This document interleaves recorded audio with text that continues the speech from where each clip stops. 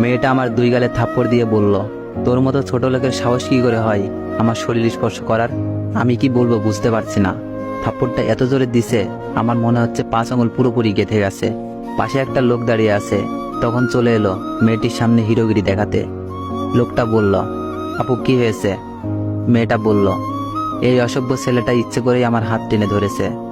আমি বললাম, ভাইয়া বিশ্বাস করুন আমি ইচ্ছে করে হাত ধরিনি। লোকটা বলল, তোর মতো ছেলেদের ভালো করেই চেনা আছে, তোরা রাস্তায় মেয়েদেরকে একা পেলে টিস করিস, আজকে তোর টিস করার মজা বের করব। বলেই আমাকে আরো 2টা থাপ্পড় মেরে দিল। আরো 2টা থাপ্পড় খেয়ে আমার চোখ দিয়ে পানি পড়তে লাগলো। মেয়েটা বলল, দেখ আমাকে ছোঁয়ার মজা, নেক্সট টাইম আমার আশেপাশে দেখলে পায়ের জুতা খুলে তোর মুখে মারবো। মেয়েটার লোকটা চলে গেল। তখন আমার চোখ দিয়ে পানি পড়ছে। আসলে যে অসহায় তার উপর সবাই নির্যাতন চালায়। কিছুক্ষণ আগে দেখলাম মেয়েটা কানে হেডফোন গুঁজে রাস্তা পার হচ্ছে, কিন্তু দূর থেকে একটা ট্রাক ওর দিকে হর্ন দিতে দিতে আসছে। এটা মেয়েটা খেয়াল করেনি। সে গানের তালে তালে রাস্তা পার হচ্ছে। এমনভাবে রাস্তা পার হতে লাগলে শিওর অ্যাক্সিডেন্ট করবে। এজন্য আমি দৌড়ে গিয়ে মেয়েটার হাত ধরে টান দিই, আর তখনই সাই করে একটা ট্রাক মেয়েটার পাশ দিয়ে চলে যায়। তারপর মেয়েটার জীবন বাঁচানোর উপহার স্বরূপ কয়েকটা থাপ্পড় দেয়। ফুটপাত দিয়ে আনমনে হাঁটতে লাগলাম। আসলে যার বাবা মা নেই তার এই দুনিয়াতে কেউ নেই। ও, আপনাদের তো আমার পরিচয় দেওয়া হয়নি। আমি অনিক হাসান, পড়াশোনা অনার্স সেকেন্ড ইয়ারে। আমার বয়স যখন 7 বছর, আমার বাবা মা দুজনেই রোড অ্যাক্সিডেন্টে মারা যায়, কিন্তু সেদিন আমি বেঁচে যাই। এরপর নানু আমাকে ওনার বাসায় নিয়ে যায়। কয়েক বছর পর নানুও মারা যায়। এরপর থেকে মামার বাসায় থাকি। মামার বাসায় যে শান্তিতে থাকি তা কিন্তু না। উঠতে বসতে মামি খুঁটা দিবে, রান্নাবাদে প্রায় সব কাজই আমাকে করতে হয়। তারপরও কেন জানি আমাকে দেখতে পারে না। মনে হয় আমি ওনার 2 চোখের বিষ। একটু পর বাসায় আসি। আমাকে দেখে মামি বলল, নবাবজাদার এতক্ষণ বাসায় আসার সময় হলো? তোরে না বলছি পাশের দোকান থেকে 1 বস্তা চাউল আনতে? চাউল না নিয়ে এসে খালি হাতে আসলি কেন? এ বাসা কি তোর বাপের নাকি যে যখন যা ইচ্ছা হবে তখন তাই করবি? তোরে বসিয়ে বসিয়ে ভাত দিতে পারবো না, মনে রাখিস কথাটা। এমন কথা প্রতিদিনই শুনতে হয়। এসবে অভ্যাস হয়ে গেছে। তাই কোনো কথা না বলেই পাশের দোকান থেকে 1 বস্তা চাউল নিয়ে আসলাম। রাতে পড়ছি, তখন শুনলাম মামি মামাকে বলছে, তোমার ভাগ্নের কাণ্ড শুনেছো কি? মামা বলল, অনেক আবার কি করলো? পাশের বাসার কাজের মেয়েকে কুপ্রস্তাব দিয়েছে। মেয়েটা আমার কাছে এসে সে কি কান্না করা। মামা বলল, অনেক মোটোই এমন ছেলে না। মামি বলল, তুমি কি বাসায় থাকো যে এসব কার্যকর্ম সম্পর্কে জানবে? বলছি কি, আমাদেরও তো মেয়ে আছে, যদি ওর দিকে খারাপ নজর দেয় তাহলে কি হবে? মামা বলল, ধুর, অনেক তো আমাদের রিয়াকে নিজের বোনের মতোই ভালোবাসে। মামি বলল, দেখো তোমার আবেগ নিয়ে কথা বলবে না, এখন একটু ভাবো।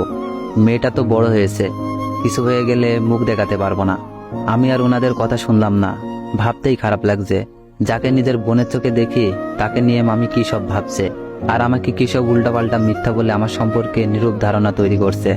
যাক, এটা নতুন কিছু না, এসব নিয়ে আমাকে না ভাবলেও চলবে। এখন অনেক পড়া বাকি আছে, বই নিয়ে পড়তে বসলাম। পরের দিন মামি বলল, ওনার বোনের মেয়ে আসবে, মেয়েটাকে স্টেশন থেকে নিয়ে আসতে বলল। এই মেয়েটাকে আমার একটুও সহ্য হয় না। সব সময় অহংকার নিয়ে কথা বলে, আর কথায় কথায় আমাকে অপমান করে। আজকে বাবা মা বেঁচে নেই বলে এসব সহ্য করতে হয়। স্টেশনে গিয়ে দেখি অহংকারী মেয়েটা বসে আছে। ওর নাম সীমা। আমাকে দেখেই বলল, ওই চাকরের বাচ্চা চাকর, এতক্ষণ পরে আসলি কেন? আমি বললাম, দেখুন আমাকে যা ইচ্ছা বলেন, কিন্তু আমার বাবা মাকে নিয়ে একটাও বাজে কথা বলবেন না। সীমা আমার গালে একটা থাপ্পড় বসিয়ে বলল, তোর এত বড় সাহস, চাকর হয়ে মুখে মুখে তর্ক করিস? দেখ আজকে বাসায় গিয়ে তোর কি হাল করি। আমার চোখ দিয়ে পানি পড়ছে। আজকে এতিম বলে সবাই আমাকে মারে, বকা দেয়। নিজের বাবা মা থাকলে হয়তো এই দিন দেখতে হতো না। কেন যে সেই দিন বেঁচে গিয়েছিলাম, সেদিন বাবা মার সাথে আমিও কেন মরলাম না? সীমা বলল, ওই ফকিন্নির বাচ্চা, দাঁড়িয়ে না থেকে আমার ব্যাগগুলো নিয়ে আয়। এই মেয়ে যতদিন থাকবে ততদিন আমার উপর অত্যাচার করবে। এতিম বলে সব সহ্য করতে হবে। বাসায় আসার পর সীমা আমার নামে অনেক বাজে কথা বলল মামিকে। রাতে আবার মামি সেগুলো মামাকে বলল। সকালে ছাদে দাঁড়িয়ে আছি, এমন সময় দেখি রিয়া আসলো।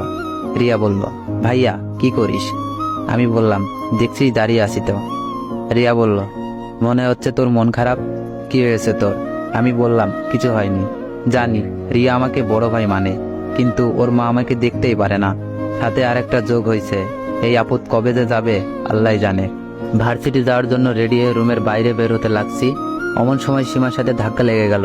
অমনি সীমা ঠাস করে থাপ্পড় মেরে দিল। সীমা বলল, শয়তান লুচ্চা কোথাকার, মেয়ে দেখলে জড়িয়ে ধরতে ইচ্ছা করে তাই না? আজকে খালু আসো, তারপর তো লুচ্চামি বের করব। মামি সীমার কথা শুনে এসে সীমাকে বলল, কি হয়েছে? সীমা নেকা কান্না করে বলল, দেখো খালামণি, এই লুচ্চা অনেক আমার হাত ধরে ওর রুমে টান দিছিল। আমি থাপ্পড় মারছি দেখে ছেড়ে দিছে। মামি এসে ঠাস ঠাস করে আরো কয়েকটা থাপ্পড় মেরে দিল। আমি গাল ধরে বসে পড়লাম। মামি বলল, এতদিন দুধ খাইয়ে কালসাপ পুষেছি, আজকে তোর মামা আসলে তারপর তোর বিচার হবে, ততক্ষণ তোর রুমে বাইরে যাওয়া বন্ধ, বলে মামি দরজা বাইরে থেকে আটকে দিল। আমি ফ্লোরে বসে কান্না করতে লাগলাম। আমার সাথে কেন এমন হয়? দুনিয়াটা বড়ই নিষ্ঠুর, যার আছে সবকিছু আছে আর যার নেই তার কিছুই নেই। কান্না করতে করতে ফ্লোরে ঘুমিয়ে পড়ি।